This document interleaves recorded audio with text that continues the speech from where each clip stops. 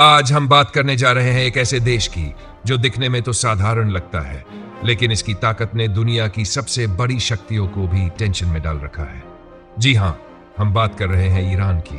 क्या आप जानते हैं ईरान के पास ऐसी कौन सी ताकत है कि अमेरिका और यूरोप तक इसके फैसलों से हिल जाते हैं?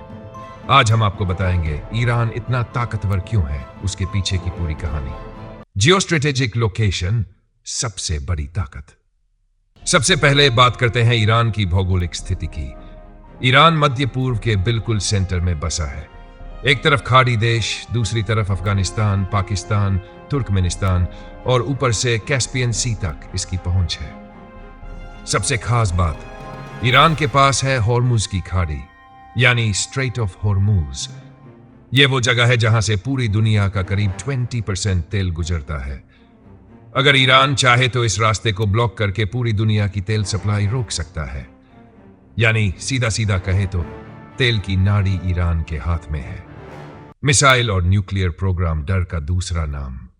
दोस्तों, ईरान के पास है एक जबरदस्त मिसाइल प्रोग्राम। इन मिसाइलों की रेंज इतनी है कि ये इजराइल, सऊदी अरब और अमेरिका के खाड़ी बेस तक पहुंच सकती है।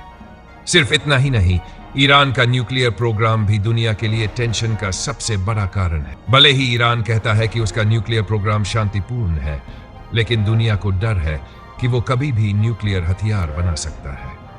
यानी मिसाइल और न्यूक्लियर दोनों ही ईरान की ताकत को कई गुना बढ़ाते हैं।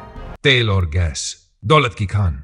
दोस्तों, क्या आपको पता है ईरान के पास दुनिया के दूसरे सबसे बड़े गैस रिजर्व और चौथे सबसे बड़े ऑयल रिजर्व है। मतलब अगर सारा तेल और गैस खुलकर बेचना शुरू कर दे तो ईरान दुनिया के सबसे अमीर देशों में शामिल हो सकता है। हाँ, अमेरिका और यूरोप की पाबंदियों की वजह से अभी पूरी कमाई नहीं हो पाती, लेकिन फिर भी ये एक बहुत बड़ा पावर सोर्स है।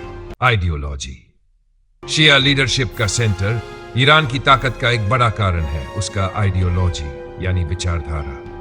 1979 की इस्लामिक क्रांति के बाद ईरान ने खुद को एक रिवॉल्यूशनरी इस्लामिक स्टेट घोषित कर दिया। उसका मकसद था पूरी दुनिया में मुस्लिम समुदाय को सपोर्ट करना और अपने विचार फैलाना। इस वजह से ईरान ने कई देशों में अपनी पैठ बनाई, जैसे इराक, लेबनान, सीरिया, बहरीन और यमन। यानी धर्म और राजनीति को मिलाकर ईरान ने अपना दायरा बहुत बड़ा कर लिया, सैंक्शंस के बावजूद जिंदा और मजबूत। दोस्तों, अमेरिका और यूरोप ने ईरान पर सालों से सैंक्शंस लगा रखी है। सोचिए, इतना दबाव किसी भी देश को तोड़ सकता था, लेकिन ईरान ने अपनी इंडस्ट्रीज, टेक्नोलॉजी और आर्मी को खुद मजबूत किया। आज भी ईरान कई घरेलू हथियार और मिसाइलें खुद बनाता है। यह दिखाता है कि ईरान में सेल्फ सस्टेनिंग क्षमता कितनी जबरदस्त है। डिप्लोमेसी में माहिर खिलाड़ी। ईरान सिर्फ फौजी ताकत पर नहीं चलता, उसकी डिप्लोमेसी भी गजब की है। कभी रूस और चीन से दोस्ती, कभी यूरोप से बातचीत और कभी पड़ोसी देशों के साथ रिश्तों की कोशिश।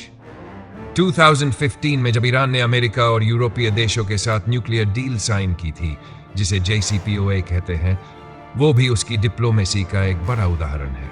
मतलब ईरान लड़ाई भी कर सकता है और जब चाहे डील भी कर सकता है। क्या ईरान वाकई सुपर पावर है? तो सवाल ये उठता है, क्या ईरान वाकई सुपर पावर है? नहीं, ईरान कोई सुपर पावर नहीं है, लेकिन ये जरूर कह सकते हैं कि ईरान मिडल ईस्ट का सबसे बड़ा पावर प्लेयर है। उसकी ताकत न सिर्फ उसके हथियारों में है, बल्कि उसकी सोच, नेटवर्क और तेल में भी है।